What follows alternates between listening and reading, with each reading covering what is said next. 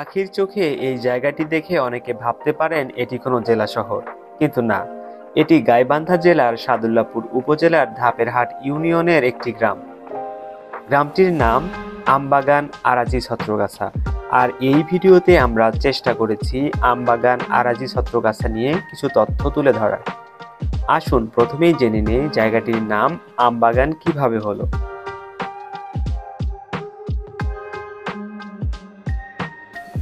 আসসালামু আলাইকুম, আমি মোহাম্মদ মেহেদি হাসান মুবিন। আমার বাসা আমবাগানে। আমি এখন দাঁড়িয়ে আছি আমবাগান জামে মসজিদ মাঠ প্রাঙ্গণে। তো এই জায়গাটার নাম আমবাগান করা হয়েছে আমার দাদা, জ্যাঠো, চাচা তাদের কাছ থেকে শুনে আসছি যে এখানে বিশাল বড় বড় আমের গাছ ছিল এবং আমিও দেখছি। তো এখন এই মুহূর্তে কিছুদিন আগে এই আমের গাছগুলো কাটিয়ে নতুনভাবে আমের একটা বাগান দেওয়া হয়েছে। তো সেখান থেকে এই জায়গাটার নাম আমবাগান নামে পরিচিত।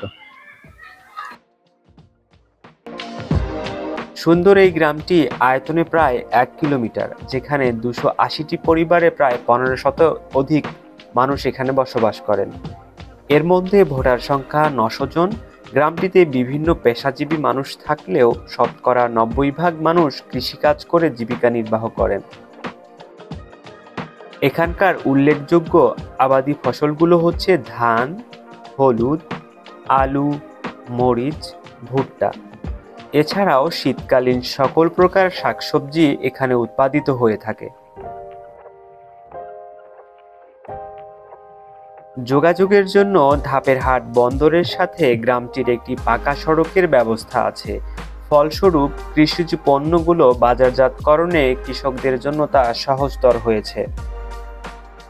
গ্রামটিতে শিক্ষা বিস্তারের জন্য রয়েছে একটি প্রাথমিক বিদ্যালয়, একটি উচ্চ বিদ্যালয়, একটি বালিকা উচ্চ বিদ্যালয় ও দ্বীনি শিক্ষার জন্য মাদ্রাসা।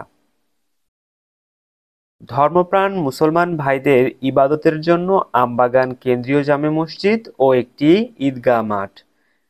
গ্রামটির যুব সমাজ কর্তৃক আমিও পারি .com নামের একটি সেবামূলক সংস্থা চালু আছে, যার মাধ্যমে যুবকরা সংগঠিত হয়ে বিভিন্ন সামাজিক উন্নয়ন কর্মকাণ্ডগুলো পরিচালনা করে থাকেন। সংস্থাটির মাধ্যমে গ্রামটির তারা বিভিন্ন ধরনের সেবামূলক কাজ, সাংস্কৃতিক কর্মকাণ্ড, এছাড়াও মাদক থেকে দূরে রাখতে প্রতি বছর মিনি ফুটবল টুর্নামেন্ট সহ বিভিন্ন খেলার আয়োজন তারা করে থাকেন। আমবাগান আরাজি ছত্রগাছার তরুণদের সকলের একতা আমাদেরকে অনুপ্রাণিত করেছে। আমরা সেই তরুণদের ভবিষ্যতের শুভকামনা জানিয়ে আজকের মতো এখানেই সমাপ্ত করছি।